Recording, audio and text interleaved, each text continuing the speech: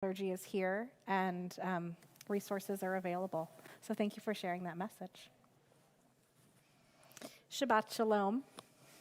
I keep going for this mic, forgetting I have this one on. I'd like to share a poem with you. It is dated March 11th, 2020. That is 1 year from yesterday. Pandemic by Lynn Unger. What if you thought of it as the Jews consider the Sabbath, the most sacred of times? Cease from travel, cease from buying and selling. Give up, just for now, on trying to make the world different than it is. Sing, pray, touch only those to whom you commit your life. Center down. And when your body has become still, reach out with your heart. Know that we are connected in ways that are terrifying and beautiful.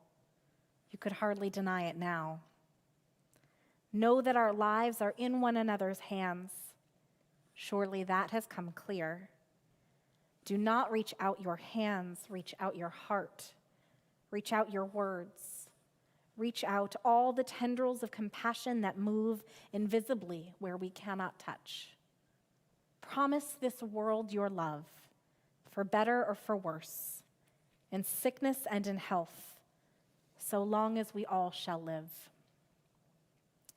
Both Rabbi Khan and I shared this poem with you in the early days, before we knew everything that we know now. Before we all had masks in our pockets, before we tried baking bread, before we built a pod of our dearest in-town people, before we rescheduled the gala or the wedding or the long-awaited trip, before we logged on to Zoom.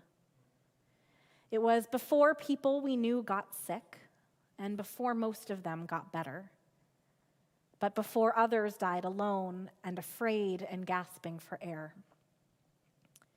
Before we first attended a funeral over live stream or a Shiva by Zoom. Before it all became political. Before we fought this new reality and then accepted it and then grew fatigued. Before we counted the many silver linings. Before the restaurants reopened and before the schools stayed closed. Before we gave in and bought the green screen or the blue light glasses or the tablet for a child who doesn't even know how to read yet. Before we forgot what normal was. Before the vaccine. Before this new hope. Before tonight. Though some of us had planned to be here in person tonight, as it turns out, we are still waiting, patiently waiting. Some of us are waiting for the weather to cooperate, and some of us are waiting for it to feel safe enough. And we are all waiting to feel like this long Shabbat is finally coming to an end. We are like a kaleidoscope of butterflies coming out of our cocoons, or like a sleuth of bears coming out of hibernation. We are like the hesitant stars that come out one by one, each tiny glimmer a signal that Shabbat is ending. Slowly, purposefully, carefully, we emerge. We are both exhausted and exhilarated. We are rested and we are restless. We are nervous and we are nourished. And with re-entry, we see a world that is in some ways as we left it. And in many ways, it is as though we are strangers once again, finding ourselves in a strange new land.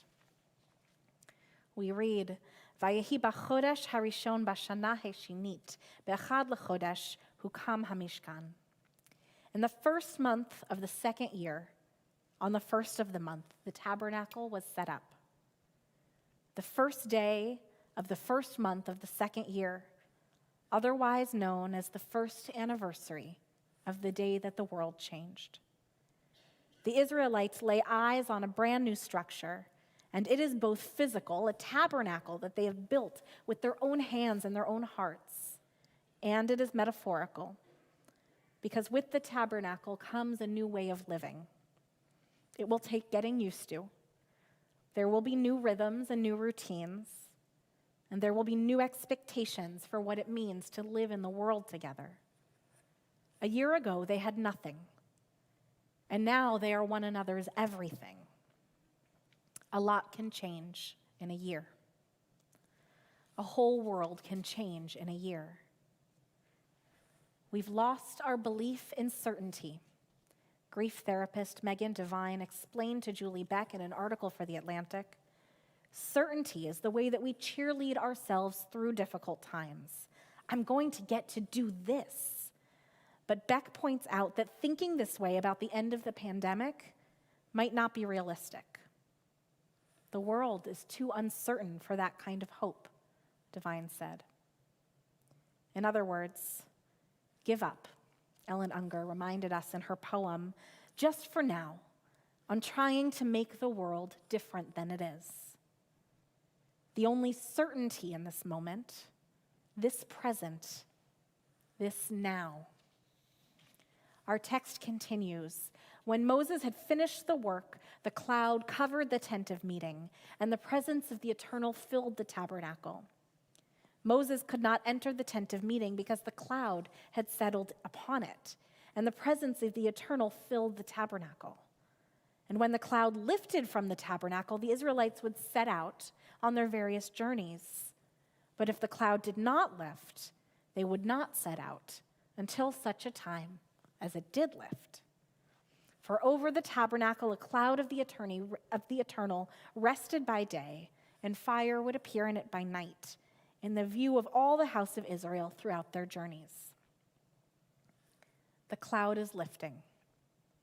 Not all at once, and not with any kind of certainty, but with a corner here and a ripple there, with a light breeze, a cover of stars, a holy presence. We have done the impossible this year. We have met impossible sadness and impossible fear and impossible loneliness and impossible joy and impossible closeness and impossible resilience. For the Israelites, arriving at this moment is the result of a full year of doing the impossible. This is a year that began with crossing the sea and continued with thunderbolts and lightning at the foot of Mount Sinai, and now building a home for God out of dolphin skins and acacia wood and vibrant tapestries and precious metals. Like the Israelites waking up each day in their camp in the shadow of the tabernacle that they built with their very own hands, the burden of the midbar of that narrow place begins to lift. What if you thought of it, asks the poet, as the Jews consider the Sabbath, the most sacred of times? We could measure this year in the challahs we baked and the live streams we watched, the glasses of wine that we shared on the couch, the yahrzeits that we typed into the comments, the holy moments that we made in our home tabernacles, the nostalgia for what was, the appreciation for what is, and the worrying about what will be. Certainty won't resume in one fell swoop. The cloud will lift slowly, gently, cautiously, and tenderly. And like a Shabbat that lasts for a year, the stars that signal its end will come out one by one. This Havdalah, this change, this adjustment to regular, might be twice as long as the Sabbath itself. We too will come out one by one when we are ready, when the time is right. And perhaps when we take that first step out, the clouds, like the seas, will begin to part. We are surviving, and we are thriving, and we are learning to live in this ever-changing, uncertain world. We are doing the impossible. This part of the story comes to a slow and steady end.